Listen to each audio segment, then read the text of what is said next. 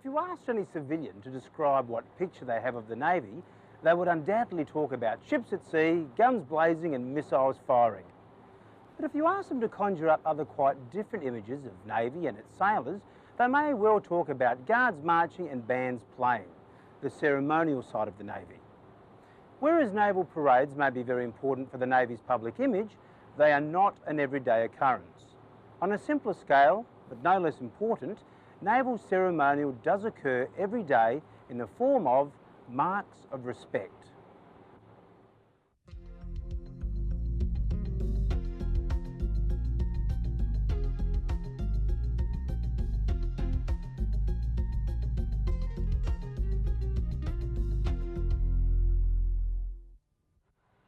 The salute is the fundamental mark of respect which has its origins way back in the days of knights in armour.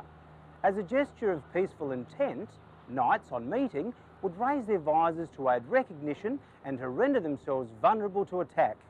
The significance of the use of the right hand was that it was the hand normally used for wielding a sword.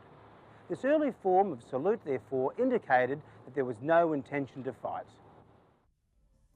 Today, the naval tradition of saluting has evolved. The right hand is brought straight up to the brim or peak of the cap, where it remains for a pause of 2 marching paces before being returned to the position of attention. The exchange of salutes is always initiated by the junior person. Let's see that again, this time at normal speed. The actions are similar when on the move. The salute is commenced by the junior when the officer is approximately 6 paces away. Both parties should direct their focus towards each other throughout. If you are moving at the double march, then you must be at the position of the salute prior to getting to the officer. So, when do you have to salute? There are many different situations that you may encounter, but in general you should only salute when you're in service uniform and wearing a service cap or hat. And who salutes who? Well, the rule of thumb here is that all officers are saluted by all sailors, senior sailors and officers junior to them. Also, a salute is warranted regardless of which service an individual may belong to or what nationality they are. So far we've seen textbook salutes for personnel both stationary and on the move. If every situation was that straightforward, life would be pretty simple for us all. But there are important rules concerning saluting and they really need to be understood to avoid confusion.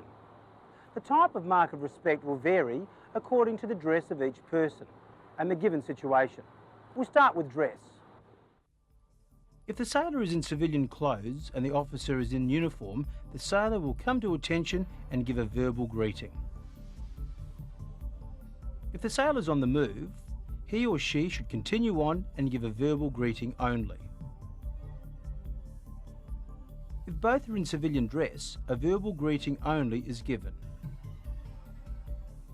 If the sailor is in uniform with cap and the officer is in civilian dress, a salute is warranted. The officer will return a verbal greeting. Officers will not salute whilst in civilian dress. If you find yourself in a situation where you're outside and not wearing a cap, a verbal greeting alone is given. At sporting venues and on some other occasions, officers will remove their caps and place them under their arms. This is an indication to others that no salutes are required. In this situation, a verbal greeting only is given.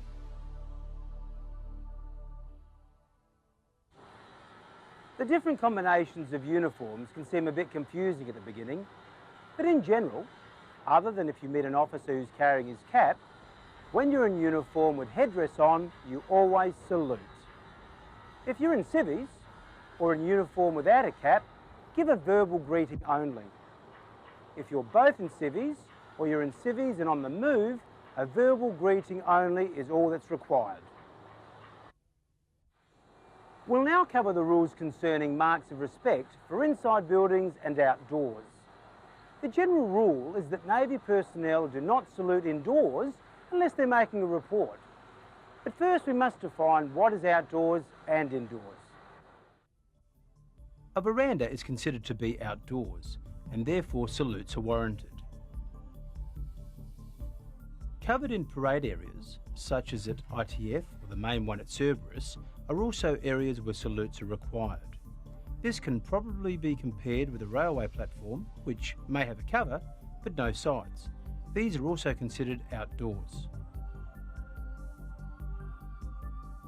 Although it may seem covered, a pergola or an area under shade cloth is, however, deemed to be outdoors. When walking down a corridor indoors, give a verbal greeting only. But if you're standing still, for example waiting outside an office, come to attention and give a verbal greeting. When an officer enters a classroom, the instructor will call the class to attention. Quick match class, ho! Thanks, Meow. Set at ease, please. In the absence of an instructor, the class leader or another member of the class should assume control. Quick match, ho!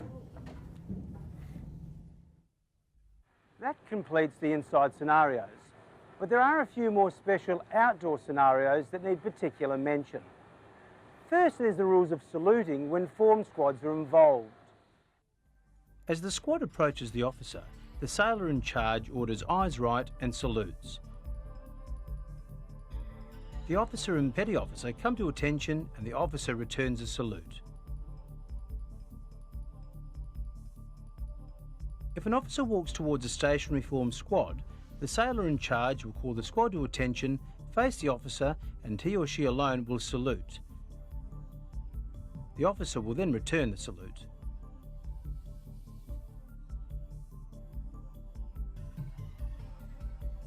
If you encounter an officer outside and both your hands are occupied with carrying something, you should give the officer an eyes right or eyes left, whichever is appropriate. For reasons of safety, naval personnel are instructed not to salute whilst on bicycles. Therefore, if you encounter an officer on a bicycle, give a verbal greeting only. The same procedure will follow if you are the cyclist. There's one special exception to this rule. If you're the sentry on the gate of an establishment such as Cerberus, you'll salute all officers and give a verbal greeting regardless of their mode of transport. Finally, if there's ever an occasion when an informal gathering of sailors encounter an officer, for example, a group of sailors exiting a building, one sailor should take the initiative. He calls them to attention and salutes, as with a formed squad. Well, those are the rules of saluting officers, covering nearly 30 different situations. Nevertheless, there may be situations where you're not sure. So, if in doubt, ask. It's far better to get them sorted out now rather than being embarrassed later on.